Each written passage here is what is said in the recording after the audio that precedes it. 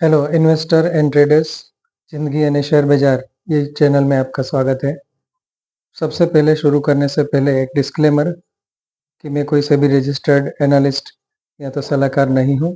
तो यहाँ पे जो भी हम कुछ चर्चा करेंगे वो मार्केट के रिलेटेड या कोई भी शेयर की या कोई कंपनी के बारे में, वो सिर्फ अभ्यास के हेतु रहेगी। उसको लेने या बेचने की कोई सलाह नहीं है। वो डिसीजन आपको आपके फाइनेंशियल एडवाइजर के बात करके लेना है या खुद अपनी स्टडी से लेंगे। यहाँ पे कोई भी परचेज या सेल करने की टिप्स नहीं दी जाती है। सबसे पहले थोड़ा सा हम मार्केट के रिव्यू कर लेंगे। तो पूरा जो ये हफ्ता गया है बहुत ही ऊपर या नीचे वाला रहा है, बहुत वोलेटाइल मार्केट रहा। सबसे पहले तो 2 दिन जो है वो सस्पेंस रहा, फेड रिजर्व की मीटिंग थी, तो रेट कट के बारे में बहुत सारी अटकलें चल रही थी। होगा, कितना होगा, और क्या कमेंट्री आएगी उनके लिए, ग्रोथ के बारे में क्या कहेंगे, इन्फ्लेशन के बारे में क्या कहेंगे। ये सब चीज़ें जो है वो बहुत चलती रहती थी और वोलेटिलिटी भी बहुत रही। और जिस दिन रेट कट अनाउंसमेंट हुआ उस दिन भी बाजार जो है वो बहुत ही नीचे जाके फिर रिकवर हुआ और एंड में फिर से जैसे कहते हैं कि पॉजिटिव जो बाजार का ट्रेंड है और बुल मार्केट जो चल रहा है वो ट्रैक पे आ गया है। लेकिन ये सब घटना से एक चीज हम समझ सकते हैं कि बाजार अभी तक बाय ऑन डिप्स का मार्केट रहेगा और वोलेटिलिटी जो है वो कोई ना कोई इवेंट के लिए आती रहेगी। तो जो हिसाब से वोलेटिलिटी रहेगी वो हिसाब से आपको भी अपनी पोजीशन जो है वो सेफ रखनी रहेगी। और एक ऑल ओवर जनरल स्ट्रेटेजी खास करके मैं ये सोच के चलता हूँ कि कोई भी समय पे आपके पास बाजार में डिप्लॉय करने के लिए कैश होनी चाहिए। एक एग्जांपल मैं देता हूँ कि हमने एक वीडियो बनाया था आयन एक्सचेंज का, जो कंपनी वाटर प्योरिफिकेशन और उसमें काम करती है। वीडियो बनाया, उसके बाद थोड़ा सा ऊपर गया था स्टॉक, फिर थोड़ा करेक्शन हुआ। तो जब करेक्शन हो रहा था तब मैंने दूसरी बार भी यहाँ पे इन्फॉर्म किया था कि करेक्शन पे आप इकट्ठा कर सकते हो, और तब मैं भी थोड़ा सा उसको एक्यूमुलेट कर रहा था। बाकी कुछ जो सर्कल में जिसका भी मैसेज आया था उन सबको भी बताया था। तो जिन्होंने भी वहाँ पे एक्यूमुलेट किया था उन लोगों के लिए एटलीस्ट 10 to 12%, 13% कौन से प्राइस पे लिया वो हिसाब से वो सभी अभी प्रॉफिट में है।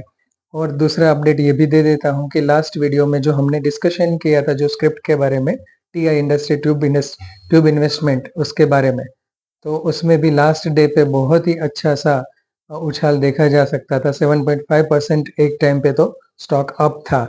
तो जिन्होंने भी शॉर्ट पोजीशन पे लिया है वो प्रॉफिट बुक कर सकते हैं। हालांकि क्लोजिंग के समय पे 1.5 या 2% के जितना अप स्क्रिप्ट जो है वो दिख रही थी।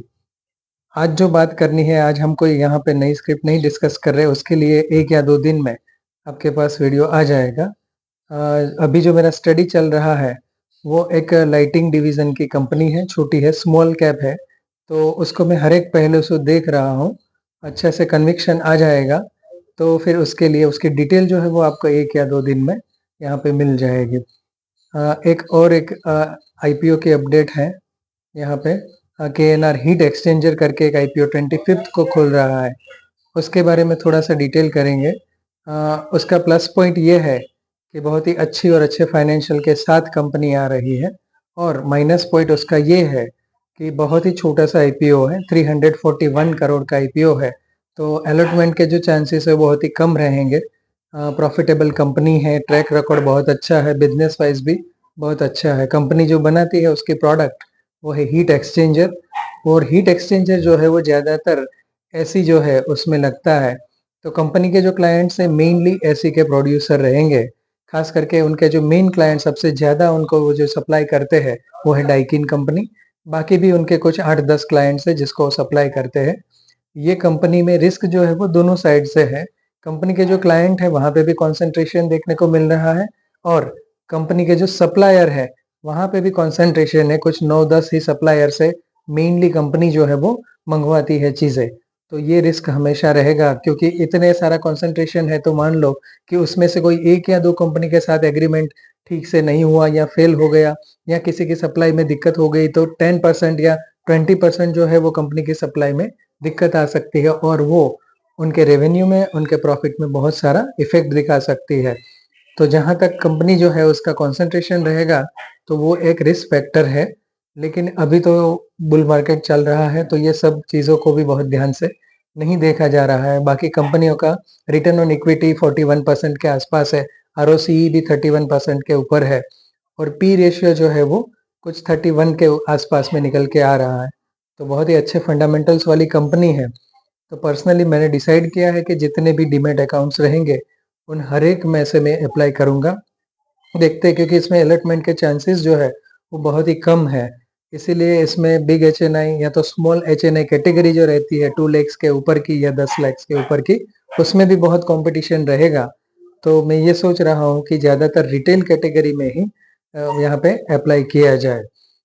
तो ये था आईपीओ के बारे में। एक दूसरा आईपीओ जो मनबा फाइनेंस का भी खुल रहा है, तो उसका भी स्टडी चल रहा है। हो सकता है कि नेक्स्ट वीडियो में उसकी अपडेट आ जाएगी। तो उसके भी आप देख के आप अपना डिसीजन बनाएं कि आप अप्लाई करना चाहते हैं कि नहीं। और हर एक मित्र से ये कहूंगा कि आप वीडियो देखने के बाद इसको शेयर जरूर करें, सब्सक्राइब करें और लाइक करें, ताकि हमारे जैसे जितने भी सेम इंटरेस्ट वाले लोग हैं वहां तक ज़्यादा से ज़्यादा ये वीडियो पहुंच सके और मुझे भी बहुत मोटिवेशन मिले ज़्यादा से ज़्यादा अच्छा रिसर्च करके आपके सामने रखने के लिए। और एक चीज़ बताता हूँ, कुछ एसएमई आईपीओ चल रहा है, उसमें से कोई एक एसएमई आईपीओ जो था उसका लिस्टिंग अभी रुक गया है और मैं भी कुछ सिलेक्टिव एसएमई आईपीओ जो है उसका स्टडी कर रहा हूँ और मैं अप्लाई भी कभी कभार करता हूँ, लेकिन ये बहुत ही रिस्की रहता है क्योंकि उनका लोट बड़ा होता है और ज़्यादातर उनका जो प्राइस डिस्कवरी है वो भी जो बहुत फ्लक्चुएट होता है, तो वो रिस्की रहता है। फिर भी कुछ अगर कन्विक्शन आएगा तो यहाँ पे हम इसकी चर्चा जरूर करेंगे। और एक चीज़ मैं आप सबको बताना चाहता हूँ कि आगे एक एनटीपीसी का ग्रीन एनर्जी का इश्यू आ रहा है और दूसरा एथर एनर्जी का भी इश्यू नज़दीक में है और हो सकता है कि उसमें शेयर होल्डर कोटा हो। तो जैसे बजाज हाउसिंग फाइनेंस में था वैसे ही मैं हर एक से मतलब मैं तो ये खुद कोशिश करूंगा कि उनके एटलीस्ट एक एक शेयर जो है वो अपने डीमेट अकाउंट में रखूं, ताकि मुझे आईपीओ में 2 एप्लीकेशन करने को मिले, एक शेयर होल्डर कोटा में और एक रिटेल में।